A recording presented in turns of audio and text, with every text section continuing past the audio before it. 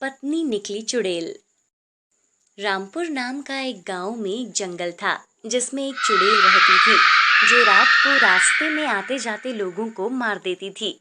इसीलिए कोई भी रात को वहां से नहीं जाता था। उसी गांव में शामू नाम का एक आदमी अपनी बेटी और माँ के साथ रहता था। एक दिन वो अपने तांगे पर अपने घर की तरफ लौट रहा था। शाम का समय था।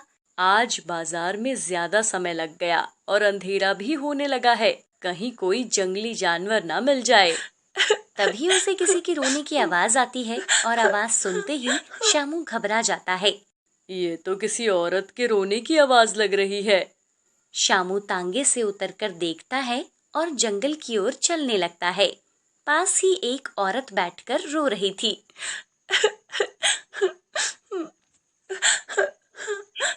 शामू उसके पास जाता है और बोलता है, कौन हो तुम और इतनी रात को यहाँ अकेली क्या कर रही हो? क्या तुम्हें यहाँ कोई छोड़ के चला गया है क्या? औरत रोते हुए बोलती है, मेरा नाम तारा है। मेरा इस दुनिया में कोई नहीं है। मेरे गांव में बाढ़ आई थी और उसमें मेरे सभी घर वालों की मृत्यु हो गई थी, पर मैं बच गई। अब मैं भी अपना जीवन त्यागना चाहती हूँ। नहीं नहीं, ऐसा नहीं बोलते। तुम मेरे साथ मेरे घर चलो। नहीं, मैं ऐसे किसी के साथ नहीं जा सकती। घबराओ मत, मेरे घर में मेरी माँ और मेरी बेटी है, तुम्हें उनसे मिलके अच्छा लगेगा। और वो शामू के साथ तांगे पर बैठकर चल देती है। शामू घर पर पहुंचकर तारा को अपनी माँ और अपनी बेटी कविता से मिलवाता है। कविता, पिताजी ये कौन है? कविता, ये हमारी मेहमान है, कुछ दिन अब ये हमारे साथ यही रहेंगी। आओ बेटा, अब खाना खाते हैं। शामू के घर में एक कुत्ता भी था जो कि तारा पर बहुत भौंकता था। तारा शामू की माँ से बोलती है, माँ जी, ये कुत्ता इतना क्यों भौंकता है? पता नहीं क्या हुआ है इसे। न जाने शामू इस कुत्ते को क्यों लाया है।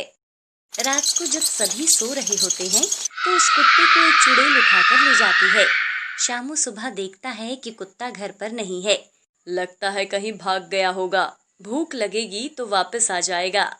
और तारा सभी के साथ घुल मिल गई और सभी उसको घर में बहुत पसंद करने लगे थे। शामू की माँ ने उन दोनों की शादी करवा दी और फिर शादी की पहली रात थी। मोहन तारा के पास आता है और जैसे ही उसका घूंघट उठाकर देखता है तो मोहन डर के मारे जोर से चिल्लाता है। तारा एक चुड़ैल बन चुकी थी और मोहन को गले से पकड़ लेती है। मोहन जोर जोर से चिल्लाने लगता है, चुड़ैल चुड़ैल, बचाओ बचाओ। बहुत समय से इस घड़ी का इंतजार कर रही थी मैं। आज तेरी बलि देके मैं अमर हो जाऊंगी। चुड़ैल घर की छत तोड़कर मोहन को ले जाती है और उड़ते हुए जंगल की तरफ चली जाती है। मोहन की माँ और उसकी बेटी ये सब देखकर डर जाती है और मंदिर में पंडित जी के पास जाती है। पंडित जी, वो तारा एक चुड़ैल निकली और वो मेरे बेटे को उठाकर जंगल की तरफ ले गई है। तुम डरो मत माता जी। पंडित जी माता का त्रिशूल लेके उनके साथ जंगल की ओर चल देते हैं। चुड़ैल मोहन को जंगल में ले जाती है। मुझे छोड़ दो, मैंने तुम्हारा क्या बिगाड़ा है? तू मेरी आखिरी बलि है, उसके बाद मैं बहुत शक्तिशाली हो जाऊंगी और फिर इस पूरी दुनिया पर राज करूंगी।